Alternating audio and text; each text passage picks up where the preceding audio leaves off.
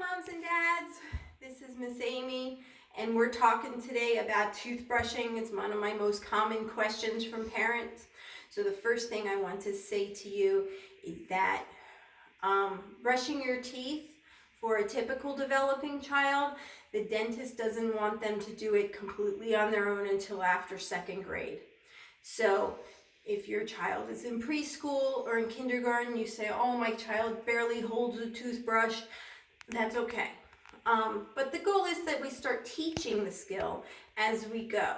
So with a regular toothbrush, we hold it with a gross grasp. And what happens is we hold it with a gross grasp, and then we have to get it in our mouth. Gross grasp is the muscular skill, and then the perceptual motor skill that they would need is to be able to turn to get in the inside and the outside of their teeth, the front and the back of their teeth.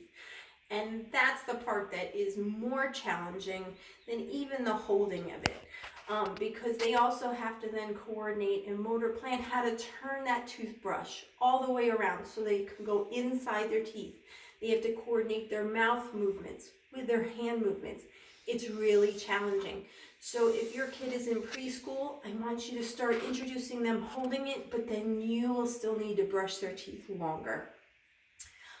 That way you can get all their teeth so that they have their teeth health. But I do want to introduce how we could make it fun. Whenever I'm brushing teeth with a student, I'm brushing my teeth too. I have a toothbrush right next to him, and I am putting it in my mouth, and I'm being all silly and laughing with them because sometimes toothbrushing is scary for them. If they have sensory issues that make them not like the toothbrush, then sometimes it's scary for them. So we want to make sure that they feel happy and they feel secure with brushing teeth. Now, if your child is brushing their teeth and they decide that there's a difference between a regular toothbrush and a electric toothbrush. Electric toothbrush gives you vibrations that they will feel in their mouth. A lot of kids love those vibrations. What's really nice is about the nice toothbrushes like the Sonicares is that you don't have to then do the up and down motion. You are just supposed to go back and forth.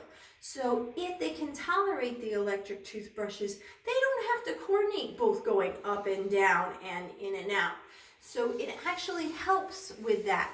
But it's vibrating and it's in their hand, so that might feel weird to them and they might not be able to do it. It's also a little heavier, so then when they have to turn it to go to the inside of their mouth, that might be a little challenging for them.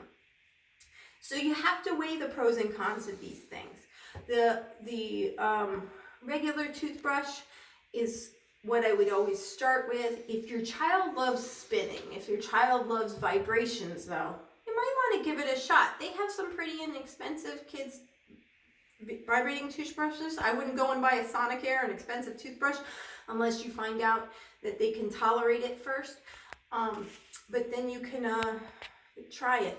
So these are my suggestions. If you have any specific questions about your kids with toothbrushing, please email me back and let me know, and I will be happy to address those with you. Thank you. Bye.